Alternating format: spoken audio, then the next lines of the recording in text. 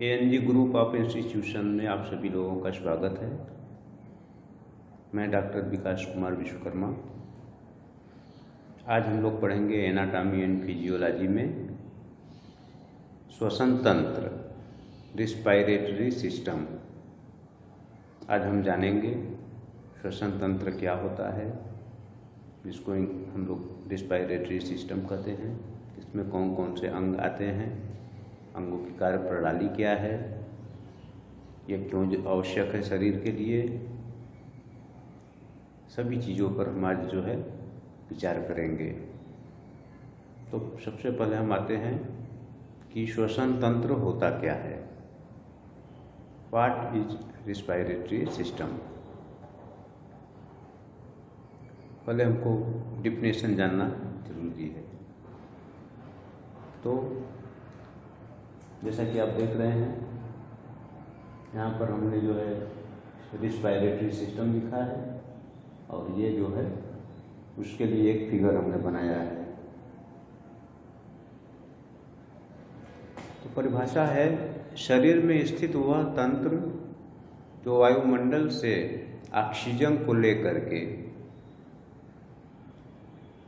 फेफड़ों की सहायता से पूरे शरीर में ऑक्सीजन की सप्लाई करे और यूज किया हुआ ऑक्सीजन जब कार्बन डाइऑक्साइड में बदल जाए उसको फेफड़ों की सहायता से बाहर निकाल दे। ये पूरी प्रक्रिया कहलाती है श्वसन तंत्र, रिस्पायरेटरी सिस्टम। अब इसमें आते हैं कि ये क्यों जरूरी है। रिस्पायरेटरी सिस्टम इसलिए ज़रूरी है क्योंकि मनुष्य को जीवित रहने के लिए, मनुष्य की कोशिकाओं को जीवित रहने के लिए ऑक्सीजन की परम आवश्यकता पड़ती है। खास तौर पर ब्रेन तो 4 मिनट, यदि ब्रेन में 4 मिनट तक ऑक्सीजन की सप्लाई न हो तो ब्रेन डैमेज होने लगेगा। इसलिए ऑक्सीजन की सप्लाई जो है शरीर के लिए आवश्यक है। उस ऑक्सीजन की सप्लाई के लिए जो है, जो हमारा ये सिस्टम है, सांस लेने की जो प्रक्रिया है, वायुमंडल के में जो फैला हुआ ऑक्सीजन है उसको हम जो है खींचते हैं और लंग के द्वारा जो है उसको जो है साफ करते हैं। मीन्स उसको जो है डीऑक्सीजनेटेड से ऑक्सीजनेटेड में बदलते हैं और सारे शरीर में आरबीसी उसको कैरी करके जो है फैला देता है, पहुंचा देता है, जिससे कि हमको ऑक्सीजन पहुंच जाती है और ऊर्जा मिलती है, जिससे हमारी शरीर की कोशिकाएं जीवित होती हैं। यदि ऐसी क्रिया हमारे शरीर में न हो तो कोशिकाएं मर जाएंगी और व्यक्ति मृत्यु को प्राप्त हो जाएगा। 4 मिनट तक यदि किसी व्यक्ति का जो को ऑक्सीजन न दिया जाए, उसको रिस्पायरेटरी सिस्टम को ब्लॉक कर दिया जाए तो आदमी की मृत्यु हो सकती है। इसलिए यह जो है बहुत अति आवश्यक है। यह डिफिनेशन हो गया। हम आते हैं इसमें कौन कौन से अंग शामिल हैं। तो इसमें हमारे जो है मुख्य रूप से हमारा लंग शामिल है। लंग और लंग से संबंधित जो है जो ऑर्गेन है वो शामिल है। लंग के बारे में थोड़ा सा हम बता दें आपको। लंग एक स्पंज नुमा थोरैसिक कैविटी के बीच में स्थित जो है संरचना है, जिसमें तमाम रचनाएं होती हैं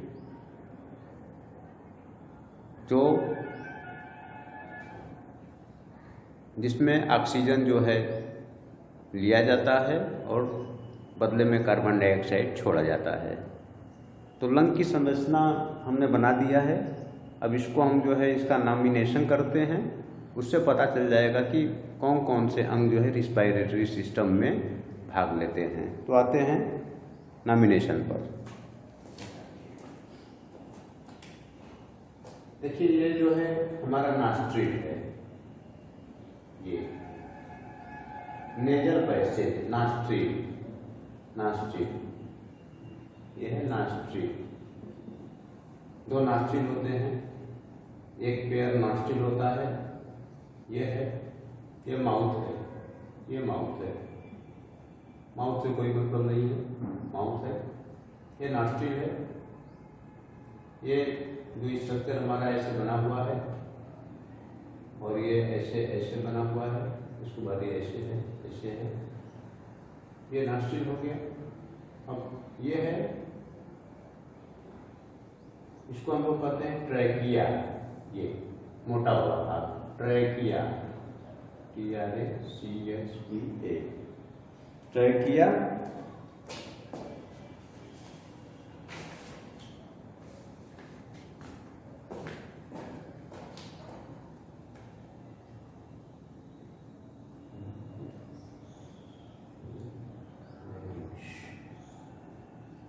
ये हो गया हमारा ट्रैकिया।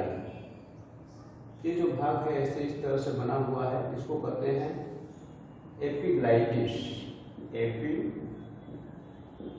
ग्लाइटिस का मतलब होता है कंठ द्वार, ग्लाइटिस, एपिग्लाइटिस। यहाँ पर है लैरिंक्स।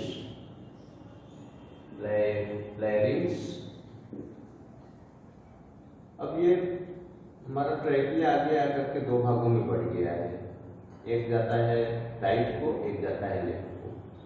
तो ट्रैकिया आगे आकर के ब्रांकस में बढ़ गया है, ब्रांकस, ये भी ब्रांकस है, इसको भी हम लोग कहते हैं ब्रांकस।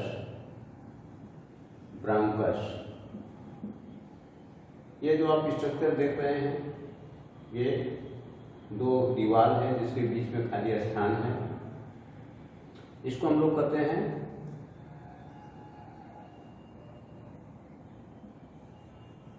प्लूरा। ये लेयर है, प्लूरा लेयर, ठीक है। इसके बाद में ये जो है छोटी छोटी ब्रांचों में बटा है, जिसको हम लोग कहते हैं, इसके बाद जो बटा हुआ ब्रांच है, एक तो ये मोटा वाला, इसके बाद ये जो सेकेंड वाला ब्रांच बटा है, इसको कहते हैं ब्रांकियोल्स, ब्रांकस, ब्रांकियोल्स।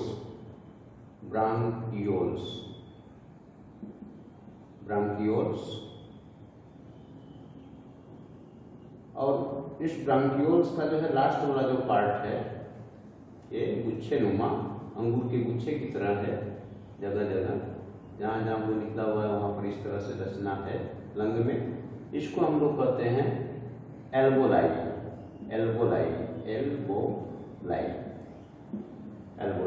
ये नीचे वाला हिस्सा है डायाफ्राम,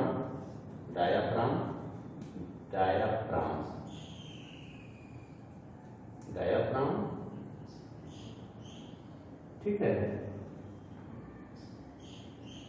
ये जो बना हुआ है ये, और इधर से भी ऐसे आया है, ये हमारा है कास्टोफेनरिक एंगल।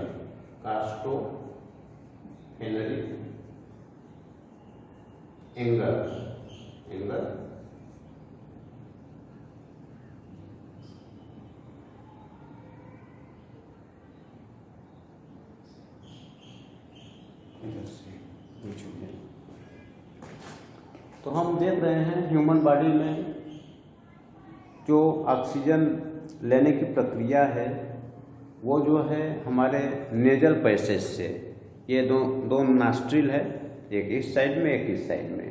तो हम जब सांस लेते हैं, ऐसे सांस लेते हैं, तो उसमें पहला पैसेज आता है नेजल पैसेज, जिसको हम लोग नॉस्ट्रिल कहते हैं। नॉस्ट्रिल से क्या होता है, सांस जो है हवा अंदर जाती है, हवा अंदर जाने के बाद वो कहाँ जाती है, नॉस्ट्रिल के बाद जो है वो चली जाती है आपकी जो है एपिग्लाइटिस, जिसको कंठ द्वार कहते हैं, कंठ के पास में चली जाती है। कंठ के पास में जाने के बाद जो है वहीं पर लैरिंग्स और फेरिंग्स दो रचनाएं होती हैं। जो फेरिंग्स वाला स्ट्रक्चर है उसमें जो है हम लोग देखते हैं कि 5 छिद्र होता है। 2 छिद्र होता है जो कि श्रवण नलिका में से जुड़ा होता है, 2 छिद्र होता है जो कि आपका जो है एयर पैसेज से जुड़ा होता है, और 1 छिद्र होता है जो खाने की नली से जुड़ा होता है। तो जब हम हवा लेते हैं तो वो जो है नॉस्ट्रिल से होते हुए अंदर जाती है, तो वहाँ पर जो है कुछ हवा खाने की नली में भी चली जाती है, कुछ हवा जो है जो ईयर्स पैसेज से आया हुआ श्रवण नलिका है उसमें भी जाती है।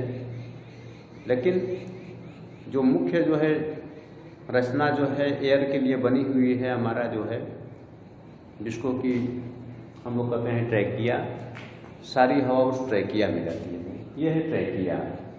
ट्रैकिया एक विंड पाइप है, विंड पाइप जिसको कहते हैं, एक बड़ी रचना है, करीब करीब 15 सेंटीमीटर के आसपास इसकी अप्रॉक्स जो है 15 सेंटीमीटर जो है इसकी लंबाई होती है, और ये पुरुषों में 2 सेंटीमीटर और स्त्रियों में 1.5 सेंटीमीटर मोटी रचना होती है।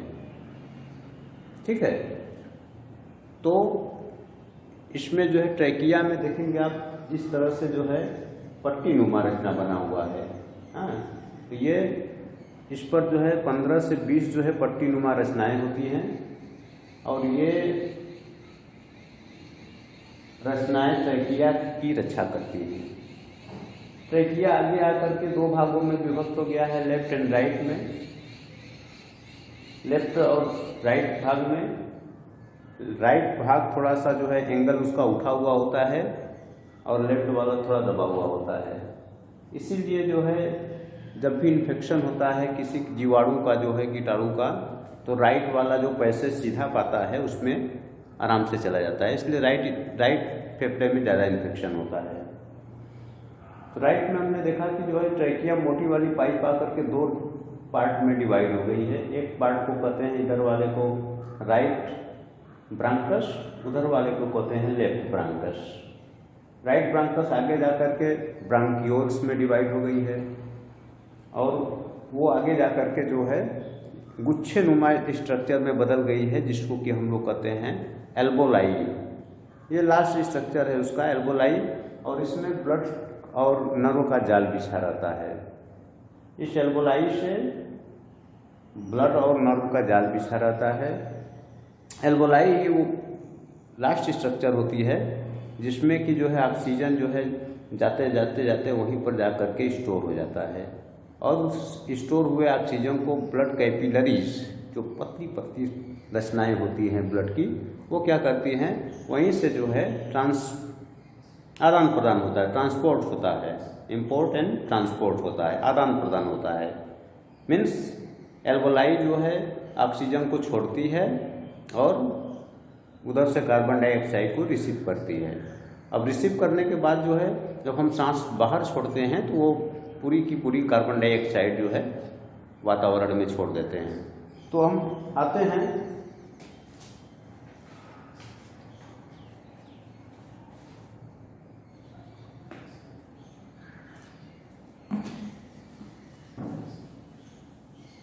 जो मुख्य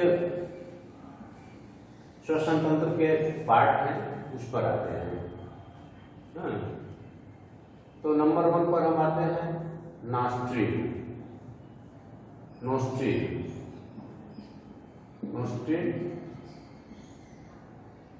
ये नॉस्ट्रिल वाली रचना है, इसी से हम पहले सांस अंदर खींचते हैं। ये कार्टिलेजस स्ट्रक्चर होता है जिसमें कि जो है छोटे छोटे रोम पाए जाते हैं, और वो रोम जो है जीवाणुओं को अंदर जाने से रोकते हैं।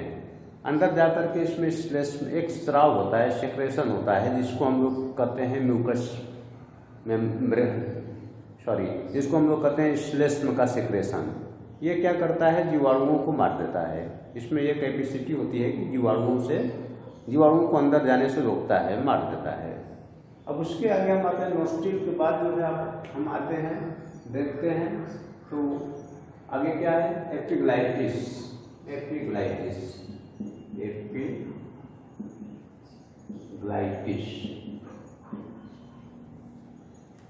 एपिग्लाइटिस को कहते हैं कंठ का द्वार, और वहीं पर जो है हमारा जो है क्या होता है, स्वर यंत्र भी होता है। स्वर यंत्र भी एयर को जो है पास अवे करता है, शरीर एयर पैसेज में भेजता है। ठीक है, स्वर यंत्र भी कंठ द्वार के पास में स्वर यंत्र भी होता है जो कि ऑक्सीजन को अंदर की तरफ जो है भेजता है। उसके बाद हम आते हैं लैरिंग्स पर।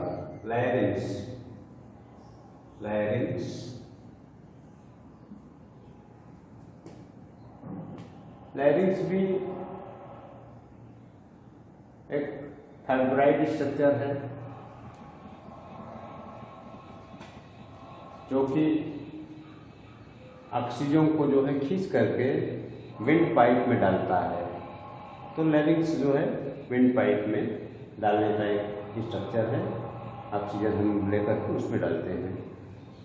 उसके बाद जो है इम्पॉर्टेंट जो है वो है ब्रांकस।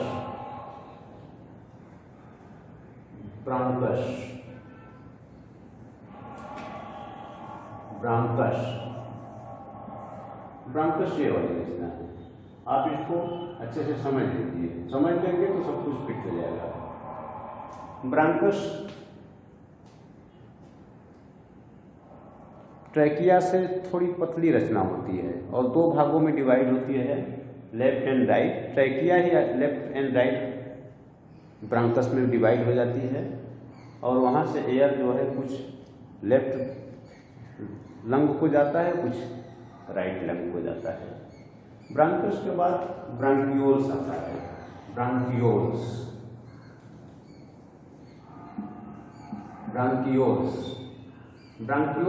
अब ब्रांकस से जो पतली ब्रांचेज हैं, मीन्स ये ब्रांचेज हैं, उसको हम लोग ब्रांकियोल्स कहते हैं। ये भी उसका भी वही काम है, वो ऑक्सीजन को आगे भेजता है।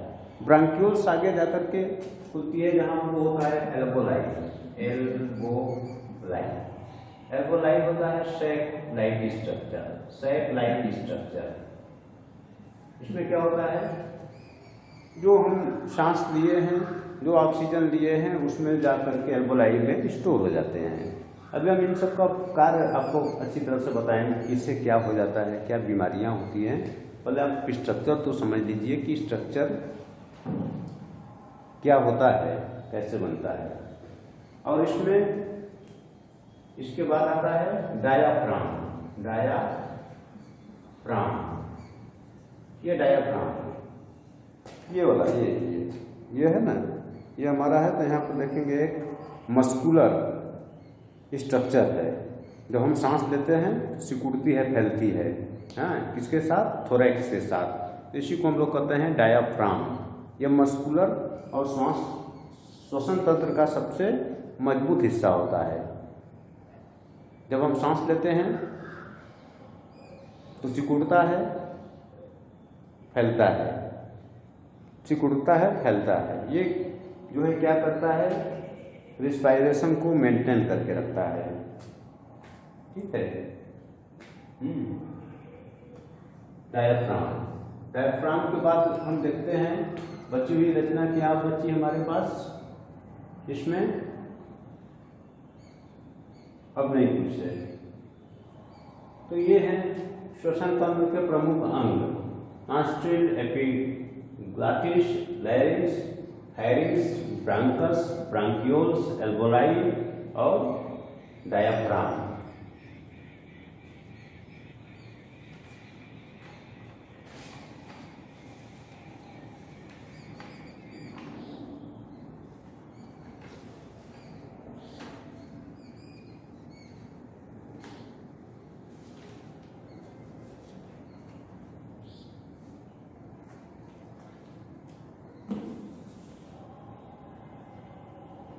और सबसे मेन लंग, फेफड़े। ठीक है।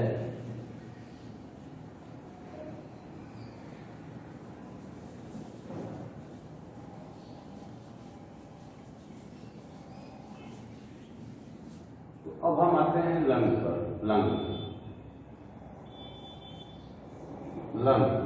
लंग्स माने फेफड़े। लंग्स क्या है? लंग्स स्पंज नुमा स्ट्रक्चर है, स्पंज की तरह, जिसमें अंदर की तरफ छिद्र होते हैं। बाहर से चिकना होता है इस पे जो है एक लेयर पाई जाती है, उस लेयर को, ये पूरा लंग है, इस लेयर को हम लोग क्या कहते हैं, इस लेयर को हम लोग कहते हैं प्लूरा। तो लंग के बीच में ये लेयर जो है, लेयर के बीच में गैप होता है, ये गैप हमने दिखाया है, ये गैप है, ये आपका लंग है, इसकी दीवार है, लंग की दीवार है, और ये क्या है, उसके ऊपर ये प्लूरा जो है आवरण है, और इसके बीच में ये देख रहे हैं गैप है। प्लूरा क्या करता है, प्लूरा की आवश्यकता क्यों है? प्लूरा जो है एक तरफ जो है चेस्ट वॉल से लगा रहता है, ठीक, एक तो चेस्ट वॉल से लगा रहेगा, दूसरा उसके बीच में जो है हमारा जो लंग है उसके ऊपर, लंग के ऊपर एक लेयर होती है, एक चेस्ट वॉल पर, और दोनों के बीच में गैप होता है। ये क्या करता है, चेस्ट वॉल से लंग को रगड़ से बचाता है। इसमें सीरम होता है जो कि इसको रगड़ से बचाता है, नम बना के रखता है। लंग देखेंगे तो त्रिकोणीय स्ट्रक्चर है, फूला हुआ स्ट्रक्चर, त्रिकोणीय स्पंजी स्ट्रक्चर है, और प्लूरा का बहुत बड़ा इम्पॉर्टेंट है। किसी किसी को हम लोग सुनते हैं कि फेफड़े में पानी हो गया, तो फेफड़े में पानी हो गया मीन्स फेफड़े में पानी नहीं होता है, फेफड़े के जो लेयर है, प्लूरा लेयर है, उसके दोनों बीच में जो है पानी हो जाता है, पस बन जाता है, मवाज बन जाता है, जिसको हम लोग कहते हैं प्लूरल डिफ्यूजन, जो ड्रेन करके निकाल दिया जाता है, व्यक्ति ठीक हो जाता है। और अगर से उसको छोड़ दिया जाए तो लंग कोलैप्स होने लगता है, तो उसको हम लोग कहते हैं प्लूरल डिफ्यूजन। ये महत्व है इसका। तो लंग के बारे में हमने ये सब चीज़ें जान लिया।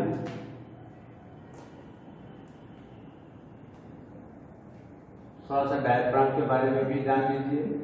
डायाफ्राम, डायाफ्राम, डायाफ्राम लंग से लगा हुआ, दोनों साइड को लंग्स को सपोर्ट देता हुआ, मस्कुलर, सबसे मजबूत मांस वाला, रिस्पायरेटरी सिस्टम का मजबूत मांसल भाग होता है, जो कि रिस्पायरेशन और इंस्पिरेशन और रिस्पायरेशन के दौरान जो है, माने सांस लेने और छोड़ने के दौरान जो है, उसको जो है मेंटेन करता है। ठीक है।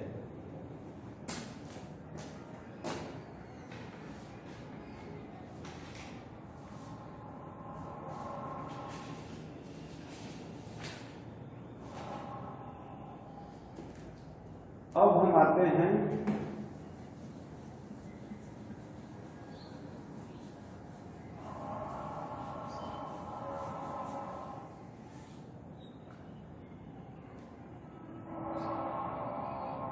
श्वसन क्रिया। श्वसन क्रिया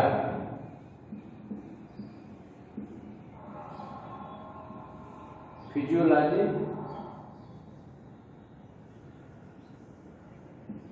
फिजियोलॉजी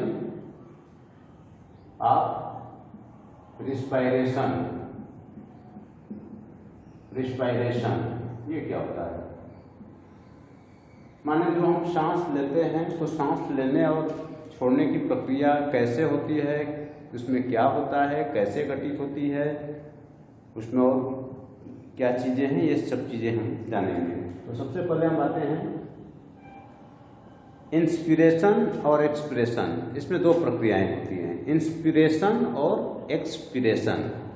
इंस्पिरेशन क्या होता है, एक्सपिरेशन क्या होता है? जो हम सांस लेते हैं, अंदर की तरफ खींचते हैं, वो प्रक्रिया कहलाती है इंस्पिरेशन, माने सांस हवा का अंदर खींचना। और ऑक्सीजन का जो है परिसंचरण सब जगह हो जाने के बाद जो है, जो CO2 जो है आकर के इकट्ठा होता है, उसको जो है शरीर से बाहर निकालने की प्रक्रिया को जो है, जो सांस छोड़कर हम निकालते हैं, उसको हम लोग कहते हैं एक्सपिरेशन। इंस्पिरेशन एंड एक्सपिरेशन दो प्रक्रियाएं होती हैं शरीर में।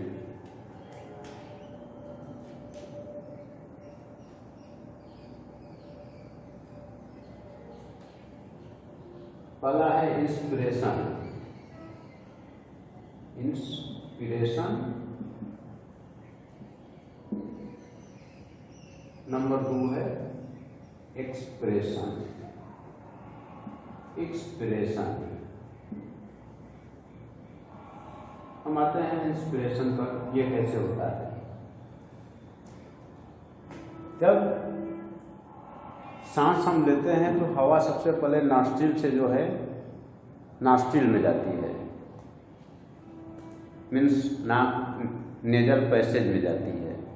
वहाँ से जो है हवा होते हुए जो है एपिग्लाइटिस, लैरिंग्स, फेरिंग्स से होते हुए जो है आपका ब्रांकस से होते हुए, ब्रांकियोल से होते हुए एल्वोलाई सैक में आकर के हवा जो है कैच हो जाती है, मीन्स ऑक्सीजन वहाँ पर कैच हो जाती है। इस दौरान ये होता क्या है, जब हम सांस लेते हैं तो कंट्रक्शन होता है। कंट्रक्शन होता है, जैसे सांस लिए तो क्या होता है, ये चेस्ट वाल जो है, थोरेसिक वाल जो है जिसमें रिब्स हैं, ये क्या होता है, फैल जाते हैं और बाहर की हवा अंदर आकर भर जाती है। और ये जो डायाफ्राम है, डायाफ्राम जो है दबाव पड़ने पर जो है ये भी क्या होता है, डम्ब के आकार का हो जाता है, गुंबद जैसा हो जाता है।